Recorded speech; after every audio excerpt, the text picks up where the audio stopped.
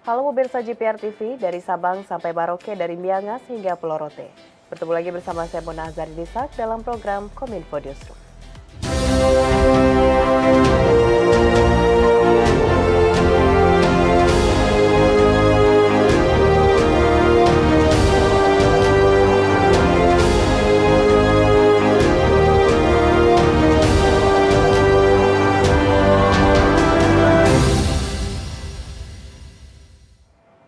Kita ke informasi pertama pemirsa, setelah 32 tahun tidak meraih medali emas di cabang olahraga sepak bola.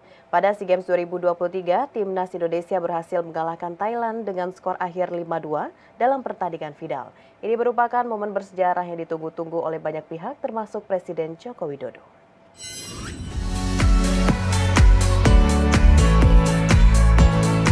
Kiprah Timnas Indonesia U22 di SEA Games 2023 membuat masyarakat Indonesia hingga Presiden Joko Widodo bersorak ria.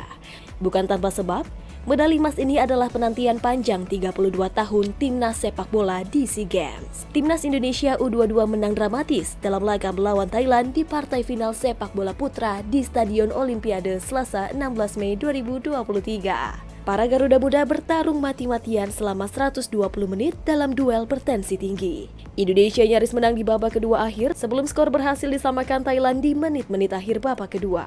Kondisi tersebut memaksa laga berlanjut ke babak tambahan. Garuda Muda menang dengan skor 5-2 atas Thailand berkat gol Ramadan Sananta di menit 21 dan menit 3 extra time. Irfan Jauhari mencetak gol di menit 91. Fajar Faturrahman mencetak gol di menit 106 dan gol penutup dicetak oleh Beckham Putra pada menit 119. Kemenangan Timnas Indonesia U22 merupakan kemenangan sempurna lantaran tampil perkasa tak terkalahkan sejak fase grup. Pertandingan final SEA Games 2023 juga diwarnai dengan insiden keributan dari kedua kubu yang melibatkan pemain dan ofisial. Sedikitnya 3 kartu merah diberikan oleh wasit Matar Ali Al-Hatmi kepada pemain Thailand dan Indonesia mendapat 1 kartu merah yang diterima oleh Komang Teguh. Presiden Joko Widodo yang ikut nonton bareng laga Timnas versus Thailand di Medan bersama para menteri sempat merasa diprank wasit Hasim Mata Al-Hatmi karena peluit panjang yang ditiupkan di penghujung babak kedua. Presiden bahkan telah memberi selamat kepada sejumlah menteri atas kemenangan Timnas. Saya juga keliru juga, udah diselamatin ternyata masih main dan gol, kaget juga gitu. Presiden mengaku tegang menyaksikan perjuangan Timnas Indonesia U22 kontra Thailand. Di saat yang bersamaan, Presiden Joko Widodo memastikan para pemain Timnas Indonesia U22 akan mendapatkan hadiah karena berhasil meraih medali emas SEA Games 2023 Kamboja cabang sepak bola. Selamat kepada seluruh pemain, pelatih, official semuanya. Ini kerja yang bertahun-tahun berkesinambungan, kompetisinya, kemudian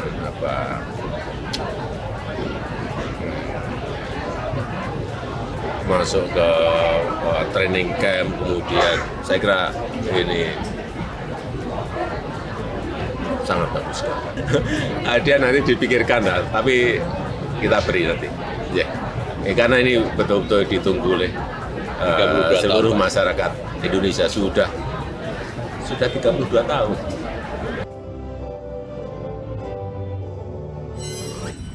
Peringatan HUT ke-43 Dewan Kerajinan Nasional di Hotel Santika Medan langsung dihadiri Ibu Negara Iriana Joko Widodo. Rangkaian peringatan tersebut mendapatkan pujian dan apresiasi dari banyak pihak.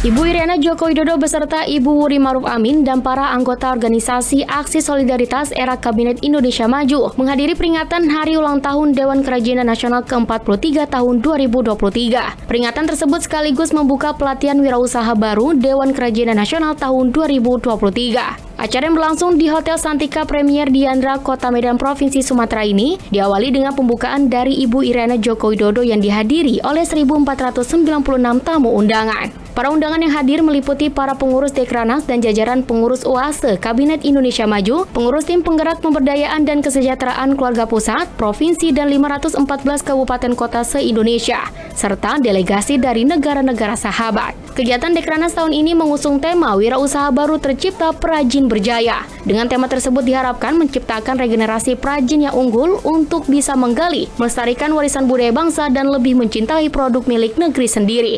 Adapun rangkaian kegiatan HUT Dekranas ke-43 di Kota Medan mulai tanggal 16 hingga 21 2023 Mei, yaitu pameran UMKM khas Sumatera Utara seperti mesin tenun ulos manual yang terbuat dari kayu, fashion show dengan berbagai kain tenun khas daerah masing-masing yang dikreasikan menjadi berbagai macam fashion seperti pakaian, sepatu, dan ikat kepala yang dipamerkan oleh model profesional Kota Medan, serta stand khusus makanan yang berisikan kuliner-kuliner khas Kota Medan.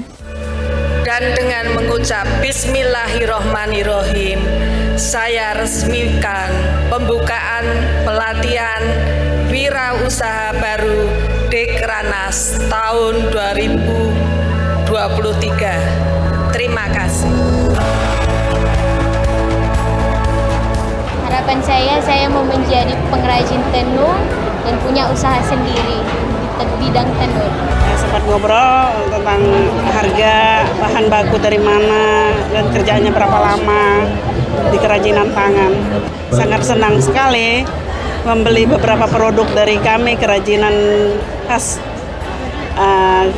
Provinsi Kalimantan Timur gitu. Baik, tadi Ibu Iriana Jokowi hadir ke booth kami, stand kami, melihat produk-produk UMKM kami, dan alhamdulillah beliau membeli beberapa, hampir semuanya makanan produk kami dibeli beliau. Tadi ada kue limonam khas dari Batubara yang berbahan dasar kelapa karena Kabupaten Batubara merupakan penghasil kelapa terbaik, dan juga membeli produk kue karas-karas khas Batubara juga, ada keripik tempe, terus ada sirup kasturi beserta makanan lauk jadi yang sudah dikalengkan, itu namanya sambal kepah serai. Kepah itu merupakan seperti kerang-kerangan khas dari Kabupaten Batubara.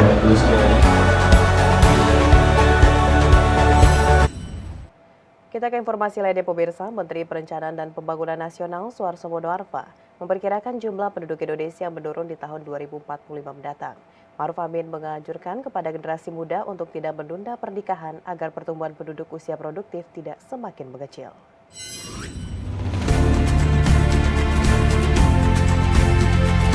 Adanya perubahan struktur penduduk yang sangat cepat dan pertumbuhannya mulai melambat sejak tahun 2030-an. Menjadikan posisi Indonesia pada tahun 2045 menduduki peringkat ke-6 dengan posisi awal. Pada tahun 2020 masih menjadi negara penduduk terbesar keempat di dunia. Kepala Badan Perencanaan Pembangunan Nasional Suharso Monoarfa menyampaikan, pihaknya bersama Badan Pusat Statistik telah melakukan perhitungan proyeksi penduduk 2020 hingga 2050 dengan 3 skenario perhitungan. Pertama ialah skenario tren bisnis as usual tanpa ada kebijakan. Skenario kedua adalah moderat atau menargetkan total fertility rate atau rata-rata jumlah anak yang dilahirkan berada di angka 2,0 poin dengan nilai infant mortality rate atau angka kematian bayi mencapai 5,8 poin. Skenario ketiga adalah skenario optimis dengan nilai rata-rata jumlah anak yang dilahirkan akan dijaga pada angka 2,02, angka kematian bayi mencapai 4,2 poin dengan menargetkan usia harapan hidup sebesar 80 tahun yang sederajat dengan negara-negara maju. Hasil proyeksi dengan skenario tren business as usual menunjukkan jumlah penduduk pada tahun 2045 akan mencapai 324 juta atau bertambah 54,42 juta orang dari tahun 2020.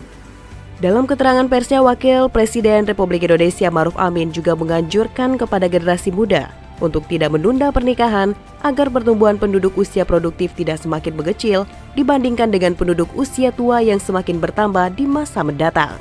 Jadi anjurannya itu supaya diadukan keseimbangan. Ya. Jadi jangan menunda nikahnya gitu.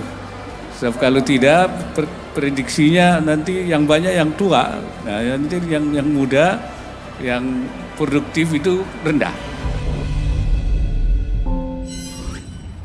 Presiden Joko Widodo meminta pemerintah daerah membantu membiayai transportasi bahan pangan dengan memanfaatkan anggaran pendapatan belanja daerah. Instruksi itu disampaikan saat mengunjungi Pasar Talang Banjar, Kota Jambi.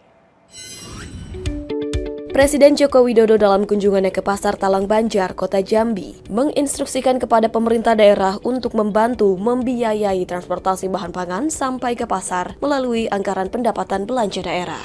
Presiden mengatakan perlunya pengecekan yang dilakukan di lapangan secara langsung menjadi salah satu upaya untuk mengendalikan inflasi yang berpengaruh terhadap daya beli masyarakat.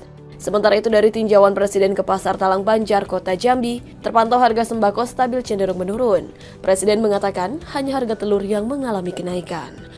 Menutup kunjungannya, Presiden Joko Widodo pun turut menyapa sekaligus memberikan bantuan modal kerja kepada para pedagang di pasar dan menginstruksikan gubernur dan wali kota untuk terus memantau harga sembako di pasar guna memastikan keterjangkauan harga.